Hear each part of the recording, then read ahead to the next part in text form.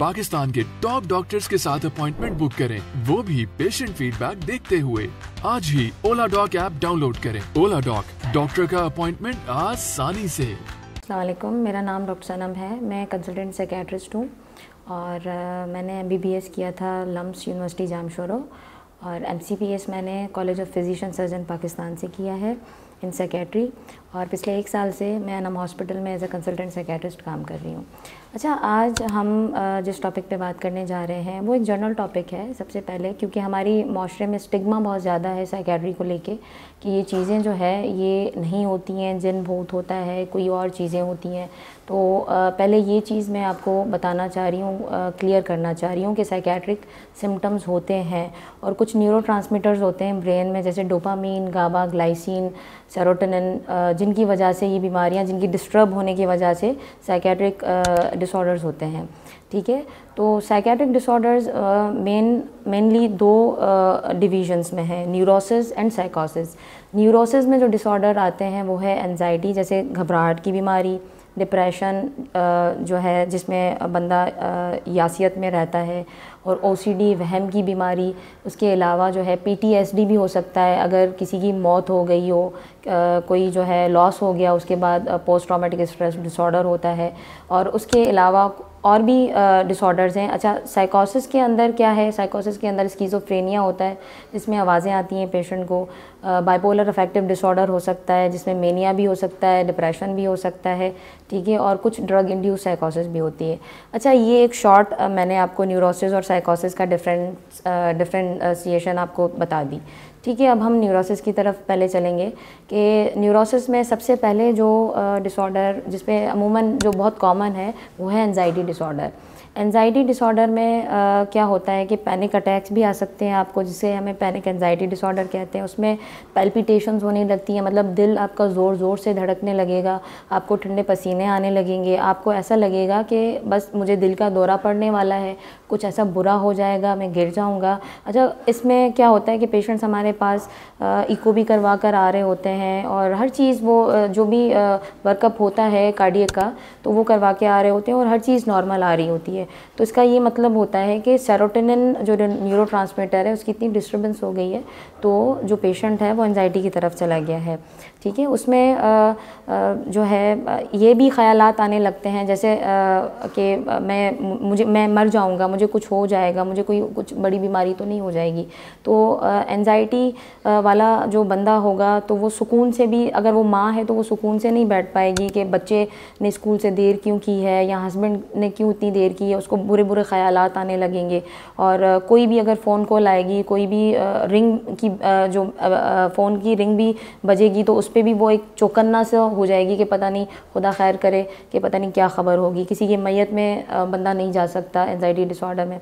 और इसके अलावा एक एगोरोफोबिया भी होता है, जो प्लेसेस का जिसको हम फोबिया बोलते हैं, ये भी एंजाइटी डिसऑर्डर के अंदर आता है, जिसमें बंद प्लेसेस, बंद कमरा, एलिवेटर हो गया, रश वाली जगह हो गई, भीड़ हो गई, उसके अंदर जो है बंदा जो है शदीद घबराहट का शिकार हो जाता है और वहाँ पे उसका एक दम घुटने वाली सिचुएशन हो जाती है।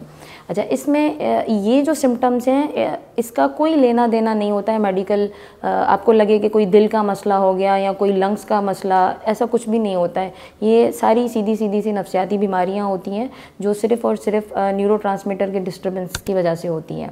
ठीक है, उसके बाद कुछ सोशल फोबियाज़ भी लोगों में पाए जाते हैं।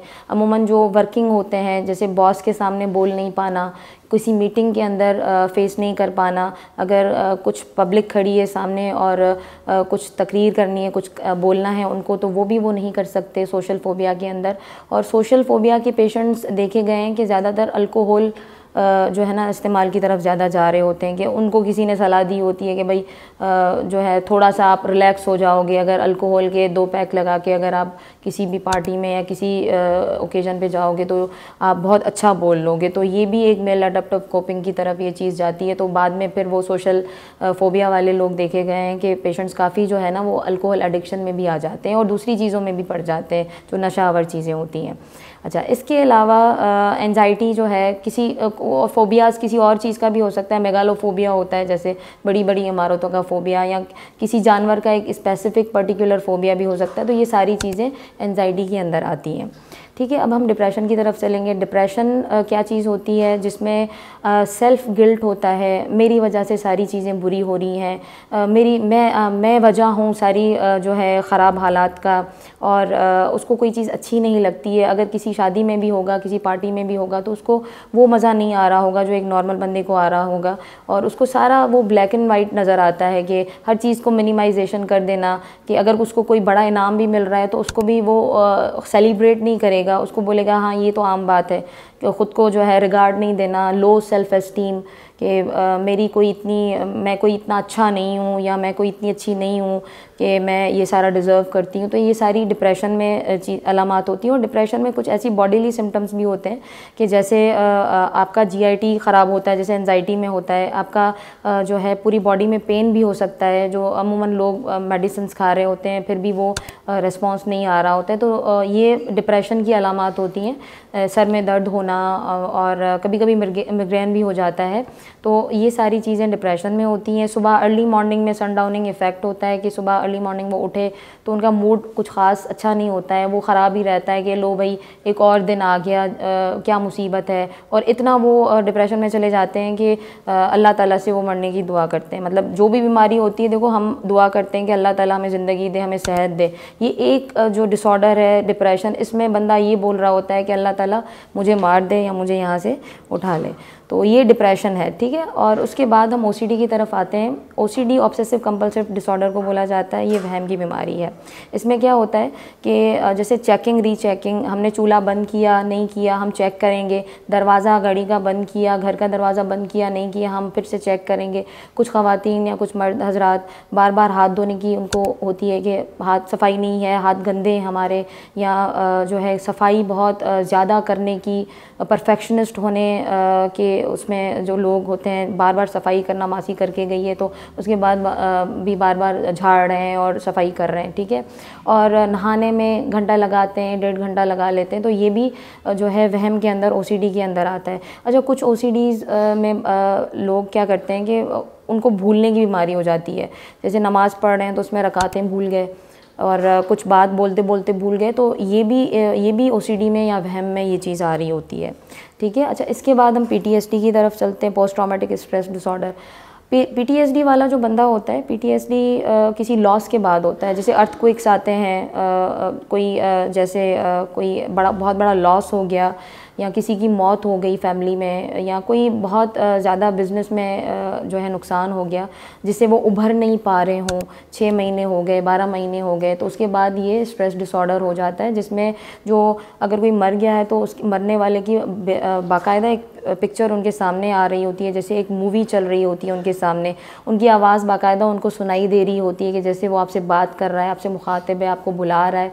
तो ये सारे PTSD के सिम्टम्स होते हैं, जिसमें उसको पैल्पिटेशंस भी फिर हो सकती हैं, फिर वो डिप्रेशन भी कोरिलेट उसमें हो सकता है, OCD भी आ सकता है, ठीक है, वहम भी आ सकता है।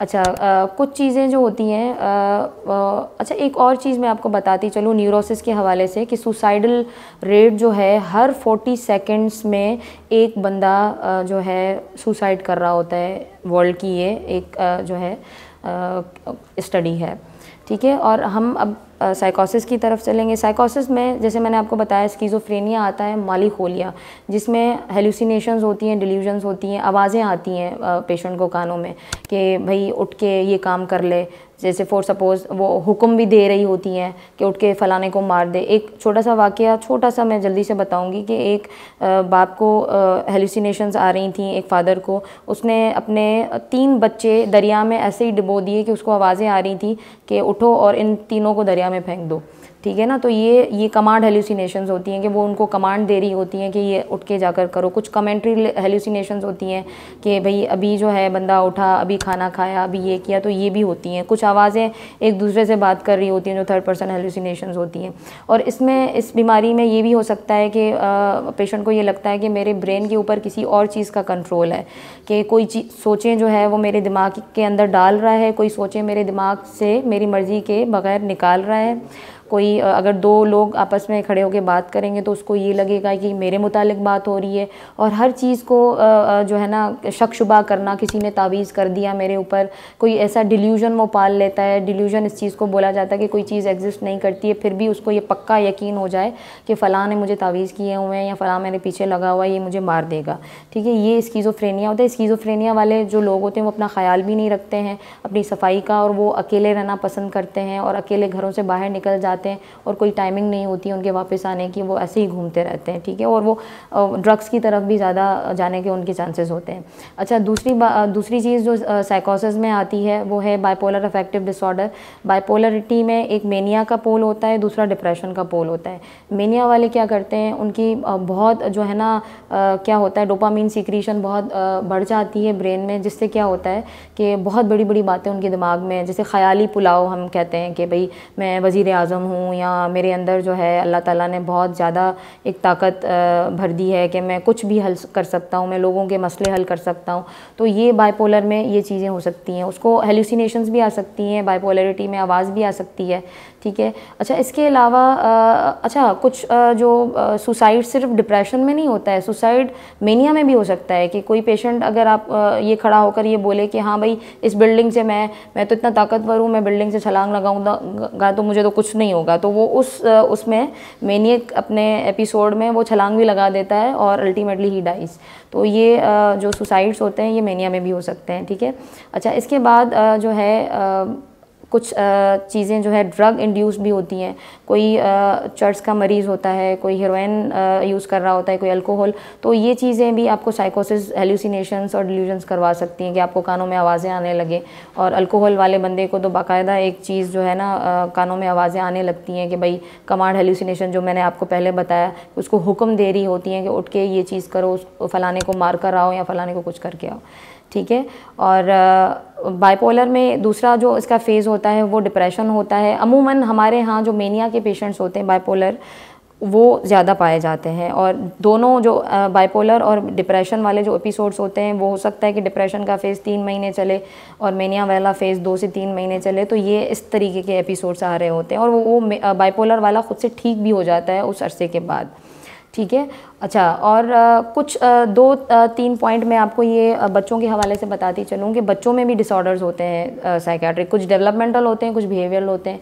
अच्छा, ऑटिज़म एक ऐसा टॉपिक है जो आजकल बहुत ज़्यादा जो है देखा गया है बच्चों के अंदर। उनमें कोई इमोशनल स्टेबिलिटी नहीं होती है, इमोशंस उनमें डेवलप नहीं हुए होते हैं कि वो वार्म रिलेशनशिप्स अपने पेरेंट्स के साथ नहीं बना पाते, आई कांटेक्ट नहीं बना पाते, रेपो नहीं बना पाते।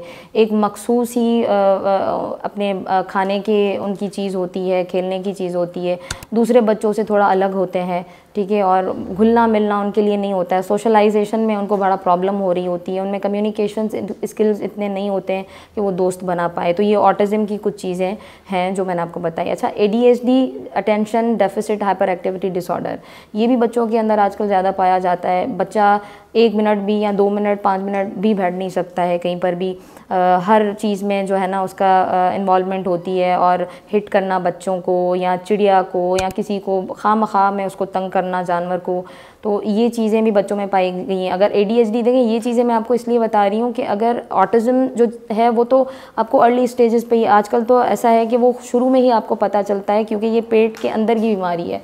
आपको शुरू में ही जब ऐसी अलामात नज़र आने लगे तो आपको ज़रूर साइकेट्रिस्ट की हेल्प लेनी चाहिए, ताकि ऑटिज़म जितना जल्दी डायग्नोस होगा, जितना अर्ली डायग्नोस होगा, तो वो इतना जो है उसकी प्रोग्नोसिस अच्छी होगी, इतना अच्छा वो बच्चा आगे चलकर हो सकता है।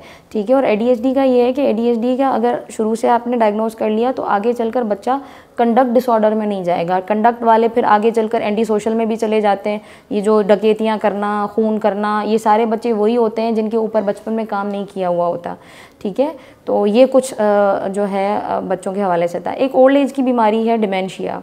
डिमेंशिया में क्या होता है कि ये जो है 60 के ऊपर जो लोग होते हैं, 60+ वाली एज के लोग, उनमें क्या होता है कि कुछ ब्रेन चेंजेस आती हैं। ब्रेन चेंजेस में उनके दिमाग के कुछ हिस्से सिकुड़ना शुरू कर देते हैं, जिनकी वजह से वो भूलने की बीमारी भी उनको हो जाती है और ज़िद करने लगते हैं। जैसे बच्चा छोटा नहीं होता है, बच्चा वो बन जाते हैं। एक बच्चे का MRI मैं आपके सामने रखूँ और एक ओल्ड एज 60+ वाले का MRI रखूँ तो वो शायद उसमें थोड़ी बहुत जो है मुशायबत ऐसे होगी कि बच्चे में वो एरियाज़ ग्रो नहीं हुए होंगे, और जो हमारे पास ओल्ड एज पेशेंट है तो उसके बन के सिकुड़ना शुरू कर दिए होंगे वो एरियाज़।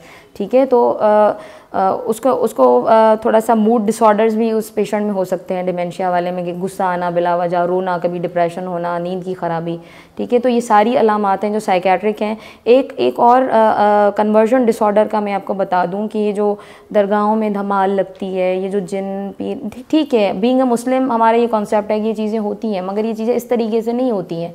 ठीक है, कि वो कन्वर्जन डिसऑर्डर में क्या होता है कि वो एक आइडेंटिटी बना लेता है अपनी, कि ये चीज़ मेरे ऊपर आ रही है, फिर वो ट्रांस एंड पोजीशन वाली स्टेज में चला जाता है कि मैं ऐसा हो रहा हूँ, जैसा जिस बंदे को वो आइडियलाइज कर रहा होता है वो ऐसा, वो लाशऊर में जो बंदा उसने 3 साल की उम्र में देखा होता है कि जैसे फॉर सपोज मैं एक एग्जांपल दूं कि किसी को भिंडी नहीं पसंद, किसी को कुछ मछली नहीं पसंद, मगर वो बोलता है कि पता नहीं मुझे क्यों नहीं पसंद। वो इसलिए बोलता है कि पता नहीं मुझे क्यों नहीं पसंद क्योंकि वो 3 साल की उम्र में उसने किसी को ऐसे देखा होगा कि वो सही तरीके से वो भिंडी कटते हुए या नहीं देखी होगी, तो उसको ये वहाँ से ही उसको समझ आ गया होगा कि नहीं भाई मुझे नहीं पसंद, मैं नहीं खाऊंगा। तो ये लाशऊर में चीज़ें चली जाती हैं जो कन्वर्जन डिसऑर्डर के बंदे को, फिर जब हमारे पास पेशेंट आता है बेहोशी में, जिसमें वो क्या होता है कि कुछ अरसे के लिए बोलना भी बंद कर देता है, या उसको झटके पड़ने लगते हैं और चुप हो जाता है, कोई ऊट पटांग सी हरकतें करने लगता है, जिसमें जिसकी वजह कन्वर्जन डिसऑर्डर होती है, और वो लाशऊरी से वो चीज़ हमें निकालनी पड़ती है, डीकन्वर्ट करना पड़ता है उसको, जिसके बाद वो बिल्कुल सही हो जाता है। तो ये सारी अलामतें साइकेट्रिक अलामतें हैं, और मैं आपको बीइंग अ साइकेट्रिस्ट यही बोलूँगी कि सबसे पहले कभी भी अगर पेशेंट का कोई भी ऑर्गेनिसिटी नहीं आ रही है, कोई ऐसा मसला नहीं है जो प्योर मेडिकल है, तो बराए मेहरबानी उसको ये पीर बाबा फ़कीर और इनकी तरफ ना लिया जाए, और उनको एक सीरियस नोट पे साइकेट्रिस्ट की हेल्प उसको दिलाई जाए, ताकि वो जल्द से जल्द डायग्नोस हो और जल्द से जल्द वो ठीक हो सके। Thank you so much. Pakistan के टॉप डॉक्टर्स के साथ अपॉइंटमेंट बुक करें, वो भी पेशेंट फीडबैक देखते हुए।